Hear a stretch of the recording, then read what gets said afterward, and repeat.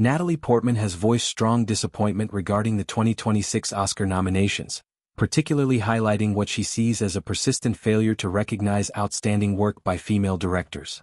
While speaking at the Sundance Film Festival in promotion of her latest project The Gallerist, the acclaimed actress and producer pointed out that many of the year's most impressive films were helmed by women, yet they received little to no acknowledgement during awards season. She specifically called attention to titles such as Sorry Baby, Left-Handed Girl, Hedda, and The Testament of An Lee, describing them as extraordinary works that have resonated deeply with audiences but have been largely overlooked when it comes to major accolades. Portman emphasized the systemic barriers that women face at every stage of filmmaking. She noted that securing financing is already significantly more difficult for female directors compared to their male counterparts, followed by additional hurdles in gaining entry to prestigious festivals, building visibility, and ultimately receiving the critical and industry recognition they deserve. Even when a film overcomes these obstacles and finds its audience, often to widespread praise and enjoyment, the lack of awards attention can feel like yet another layer of exclusion. We have a lot of work to do still, she stated candidly, acknowledging that progress has been made in some areas but that substantial change remains necessary to level the playing field. Despite the frustrations, Portman highlighted the positive aspects of working in supportive, women-centered environments on set.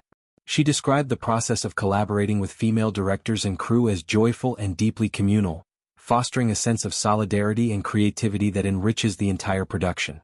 In The Gallerist, directed by Cathy Yan, Portman not only stars but also serves as a producer, working alongside a talented ensemble that includes Jenna Ortega, Sterling K. Brown, Divine Joy Randolph, Catherine Zeta-Jones, Charlie XCX, and Zach Galifianakis. The film represents one example of the kind of high-caliber, female-led storytelling that she believes merits far greater recognition. The 2026 nominations themselves reflect the imbalance Portman critiqued. In the Best Director category, only Chloé Zhao for Hamnet received a nod among the slate of contenders. Similarly, in the Best Picture race, Hamnet stands as the sole female-directed film among the 10 nominees. The Best International Feature Film category fares little better, with just one woman-directed entry, Kawthar Ben-Hania's The Voice of Hind Rajab. These statistics underscore a pattern that has persisted in Hollywood for years, where female filmmakers, despite producing critically acclaimed and culturally significant work, continue to be underrepresented at the highest levels of awards consideration. Portman's comments carry added authority given her own history of advocacy on these issues. She has long used her platform to spotlight gender disparities in the industry. Notably, during the 2020 Oscars, she made a powerful statement by wearing a custom gold dress embroidered with the names of snubbed female directors from that year, including Greta Gerwig for Little Women. Earlier, at the 2018 Golden Globes, while presenting the Best Director award alongside Ron Howard, she famously remarked on the all-male slate of nominees by saying, "And here are all the male nominees," drawing attention to the exclusion of women in that category. Her consistent willingness to speak out has made her a prominent voice for change. Portman herself remains active in awards conversations, with a nomination for co-producing the animated feature Arco in the Best Animated Feature category.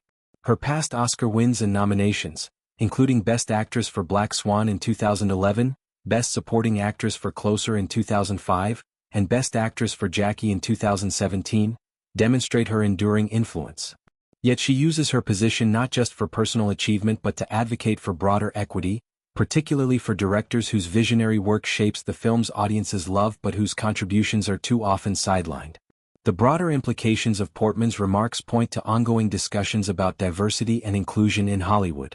While individual successes by women in directing have occurred, such as occasional breakthroughs in major categories, the overall landscape still shows significant gaps. Films by women frequently excel in storytelling, emotional depth, and innovation, yet structural biases in financing, distribution, festival programming, and awards voting continue to limit their visibility. Portman's call for continued effort, delivered with both critique and optimism, serves as both a challenge to the industry and an inspiration to emerging filmmakers. By highlighting specific overlooked titles and celebrating the collaborative joy of women-led projects, she reinforces the idea that meaningful change requires persistent advocacy, community support, and a commitment to recognizing talent regardless of gender.